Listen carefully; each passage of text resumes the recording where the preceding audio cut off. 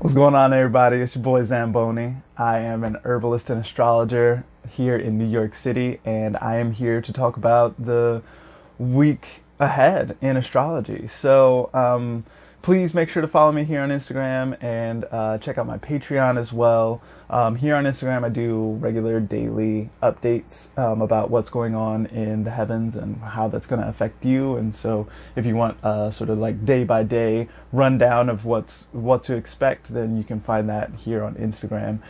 If you want to get a little better at understanding what your horoscope means and all that sort of stuff, then I would invite you to check out my Patreon. I do Astro Basics there, and I do basic practical enchantment stuff as well. So it's a really nice community there. I very much look forward to seeing you there. So let's talk about the week ahead. Here we go. So there's some momentous stuff going on this week. So tomorrow, Monday, is kind of a big day. A lot of stuff happens tomorrow. So the first thing that is sort of worth mentioning is Mercury is going to square Mars. So Mercury in Cancer is going to square Mars in Aries. So the last time that we had this square, Mercury was retrograde. And so it's been... So, and then Mercury sort of stationed direct and has been moving forward, and Mars moves slower than Mercury, but Mercury, because of the station, has been moving slowly. And so these two have just been kind of like square to each other for the month of July, basically. The whole month, it's been kind of just like, you know, Mercury, Mars, this is terse, it's conflict, it's difficult words, it's warlike communication, it is, words as weapons, all these kinds of things. I mentioned a couple of weeks ago that it might have something to do with like, just like saying the thing that's on your mind. I can't take it anymore, I've got to say this thing. And I'm done like playing around or pretending or like doing all like polite and like all that sort of stuff. I'm not doing that anymore. I'm telling you what it is. Or that sort of thing, or being like, like, I can tell you're mad, like, let's beef about it so we can like work this thing out, because I can't handle this like pretending anymore, right? That's kind of how I feel about Mercury square Mars. Mercury in Cancer is especially, it can be a little meek sometimes. It can be a little bit like, I don't really know what words to say. I have a lot of feelings, but I don't know exactly how to express it. And so that can sometimes lead to some of the like, I just don't know how to deal with it, and so maybe I won't. But then Mars and Aries square to that is going to be like, I don't care at all. Like, tell me about it. I'm so tired of this. And so, so this aspect finally culminates tomorrow on Monday, and they'll still hang out, in orb of each other for basically the rest of the week. But, this is kind of like the perfecting moment of that. And so things have been maybe building for a little while since back, when Mercury was retrograde a couple of weeks ago at this point. And then now, we're sort of like getting to that crest, that precipice moment as far as the terse words are concerned and stuff like that. Now, I wonder if maybe the subject matter is going to have something to do with, terse words, conflict, fighting words and stuff like that. I wonder if we might be talking or using terse words around some kind of thing that we have been disillusioned about. Because also, one of the older cycles that's been going on for a little while back, this goes back to May even, is when Venus in Gemini squared Neptune in Pisces at 20 degrees of Pisces in Gemini. So, and then Venus went retrograde, so that happened twice in pretty quick succession in the beginning of May.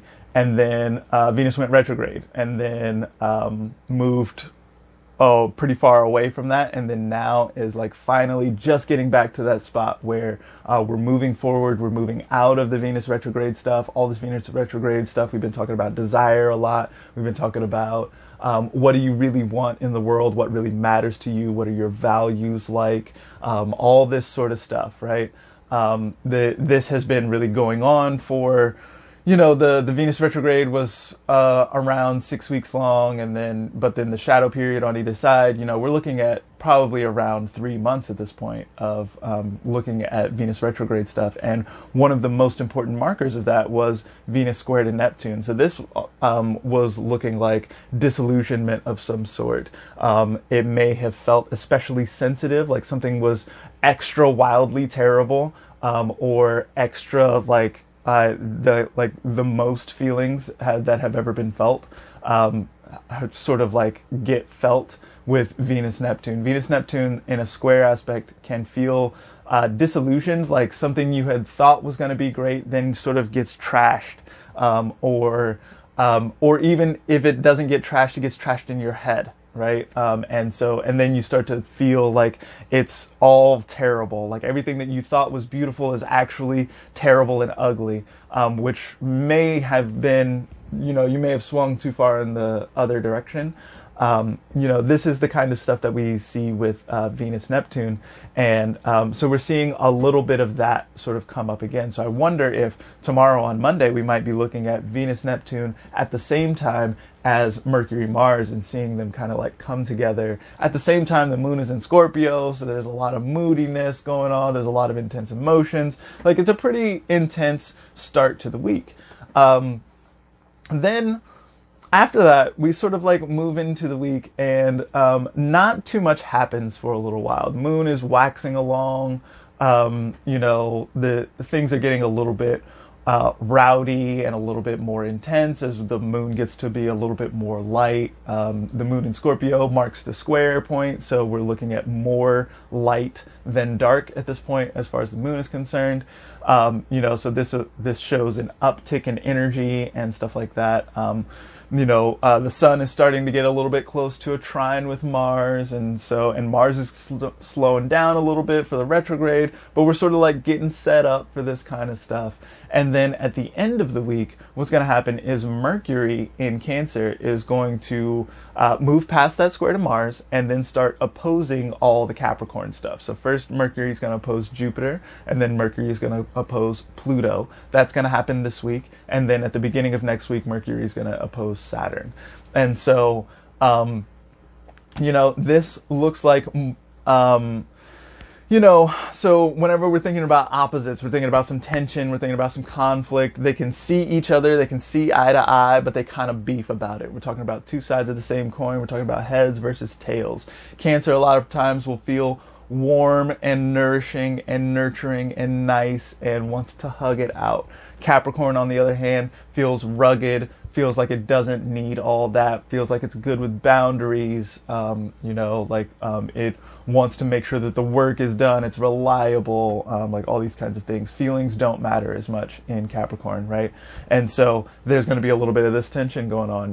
There's this like feeling of like I want to communicate things that are like close to my heart and that are sensitive and dear to me, and kind of feeling maybe a little rebuffed by the cold world that's going on at the same time. Or maybe because the first opposition is going to be to Jupiter in Capricorn, and so Jupiter in Capricorn is like not our most fun, like you can do it all kind of Jupiter, but it is still Jupiter who wants to make things better, who wants to heal things, and so there might be like kind of a little bit of a tough love kind of situation where it's like Mercury wants to be all sensitive, I've been getting in fights all week and everything, and then Jupiter might be like, okay, but what's your role in that? Why are, like maybe you've been getting into fights all week. Well, what's the common denominator here? Have you been the one getting in fights all week? Like what, like I would think that it'll be that kind of like, it's tough because it's Capricorn, but it's also like healing and generative because it's Jupiter. And so that first opposition, that's going to happen on Friday, and then we're going to be moving into the next one is Mercury opposite to Pluto. So Pluto is much less fun than Jupiter is.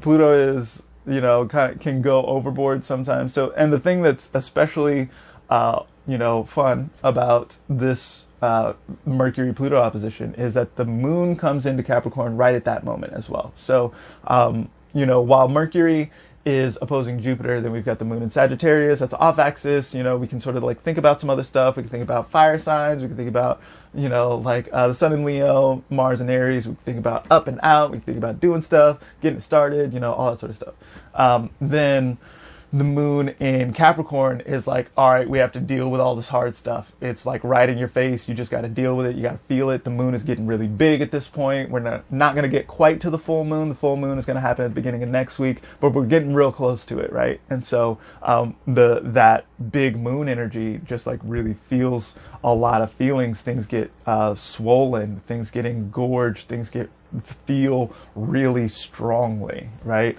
And so feeling some of that tough love, or feeling some of that sort of obsessive stuff, like Pluto can't get enough of something. Pluto maybe wants to dig a little too deep. It might get a little uncomfortable sometimes because we're getting so deep in here and things are like ugly and sensitive. And I put this in the closet for a reason. Why are you poking around in the closet? Why are you talking about it? Why are you broadcasting all of it, right? If we're doing Mercury.